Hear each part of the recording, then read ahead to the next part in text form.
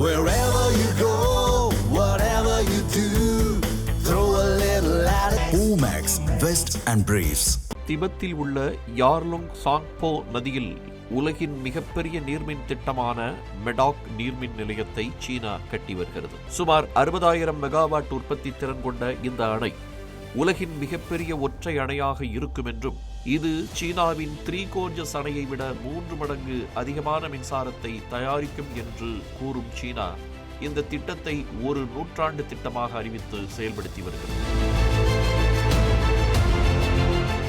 5 அடுக்கு நீர்மின் நிலையங்கள் ஒரு பள்ளத்தாக்கின் வழியே யூ வடிவ வளைவில் வளைந்து செல்லும் யார்லுங் சாங்போ நதியின் மீது கட்டப்பட்டு வருகிறது. இந்த யார்லுங் சாங்போ நதி பிரம்மபுத்திரா என்ற பெயருடன் இந்தியாவின் அருணாச்சல பிரதேசம், அஸ்ஸாம் ஆகிய மாநிலங்களுக்குள் பாய்ந்து ஜமுனா நதியாக வங்கதேசத்தில் கடலில் கலக்கிறது.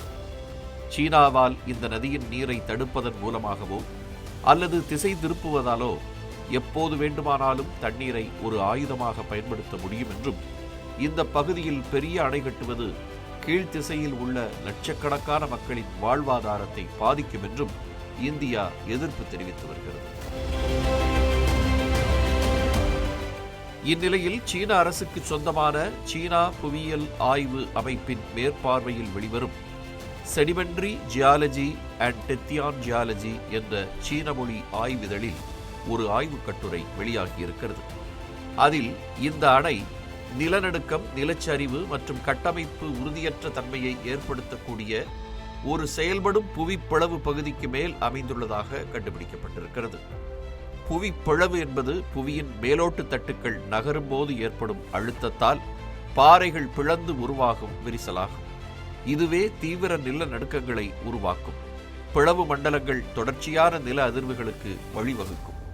முன்னதாக இத்திட்டம் அமைந்துள்ள பகுதி மிகவும் தீவிரமான நிலநடுக்க மற்றும் நிலச்சரிவு மண்டலமாகும். மேலும் கீழ்நிலை நாடுகளில் வெள்ளம் அல்லது வறட்சியை ஏற்படுத்தக்கூடும் என்ற அச்சம் நிலவி வரும் நிலையில் சீன புவியியல் அறிஞர்களும் எச்சரித்திருக்கிறார்கள். இந்த புவிப்பிளவு அதை சுற்றியுள்ள பாறை அமைப்புகளில் விரிசல்களை ஏற்படுத்தி அவற்றின் இயந்திரவியல் பண்புகளை பலவீனப்படுத்தியுள்ளதாகவும் இதனால் உட்கட்டமைப்புகளின் அடித்தள வலிமை மற்றும் கட்டமைப்பு உறுதித்தன்மை ஆகியவை சேதமடையும் அபாயத்திற்கு உள்ளாவதாகவும் ஆராய்ச்சியாளர்கள் குறிப்பிட்டுள்ளனர். ஏற்கனவே பிளவுக்கோட்டின் வடக்கு முறையில் திபெத்தின் மெலின் நகரில் 2017 ஏற்பட்ட 6.9 ரிக்டர் அளவிலான நிலநடுக்கத்தையும் அதன் பிறகு தொடர்ச்சியான நில அதிர்வு செயல்பாட்டையும் இந்த ஆய்வு சுட்டிக்காட்டியுள்ளது.